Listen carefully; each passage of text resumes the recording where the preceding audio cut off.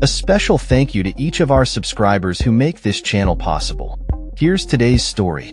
In a significant escalation of U.S. involvement in Venezuela, President Donald Trump confirmed on Wednesday that he has authorized the CIA to conduct covert operations within the South American nation. During a press conference at the White House, Trump outlined two primary reasons for this decision: the alleged influx of Venezuelan prisoners into the United States and the ongoing drug smuggling crisis attributed to Venezuela. They have emptied their prisons into the United States of America, Trump stated, referencing his long-standing claims that foreign nations are deliberately sending criminals across the U.S. southern border. He also highlighted the flow of drugs from Venezuela, asserting that a substantial amount arrives by sea. "A lot of the Venezuelan drugs come in from the sea. You get to see that," Trump remarked, implying that military airstrikes against suspected drug traffickers in Venezuelan waters would continue. The New York Times was the first to report on Trump's authorization of CIA operations, which has raised eyebrows among legal experts and human rights advocates.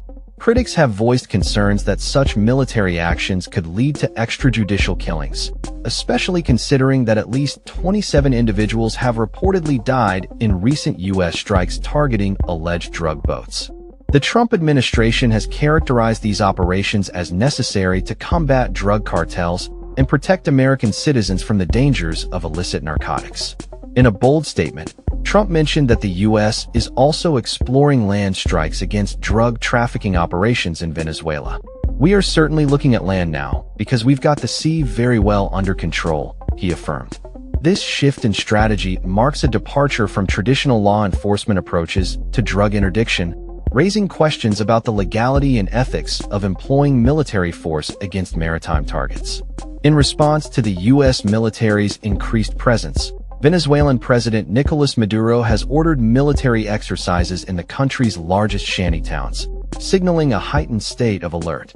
Maduro's government has consistently denied U.S. accusations of drug trafficking, labeling them as attempts at regime change.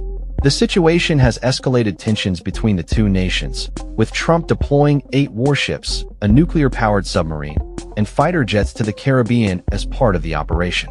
The administration's stance is that it is engaged in a non-international armed conflict with drug trafficking organizations, further complicating the geopolitical landscape in the region. As the situation unfolds, it remains unclear whether the CIA will actively pursue operations in Venezuela or if these plans are merely contingencies. The implications of Trump's authorization could have far-reaching consequences for U.S.-Venezuela relations and the ongoing battle against drug trafficking. While Trump has refrained from directly addressing whether the CIA has the authority to target Maduro, he suggested that the Venezuelan leader is feeling the pressure from U.S. actions. The administration's narrative paints a picture of a nation under siege from drug cartels, with the U.S. positioned as a defender of its borders. However, the lack of transparency regarding the operations raises ethical concerns about accountability and the potential for civilian casualties.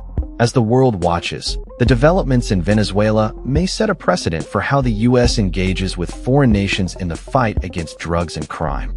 The situation continues to evolve, and both domestic and international reactions will play a crucial role in shaping the future of U.S. foreign policy in Latin America. That's all for this story. We upload videos every day covering many different subjects, so hit that subscribe button to stay informed. Thanks for watching.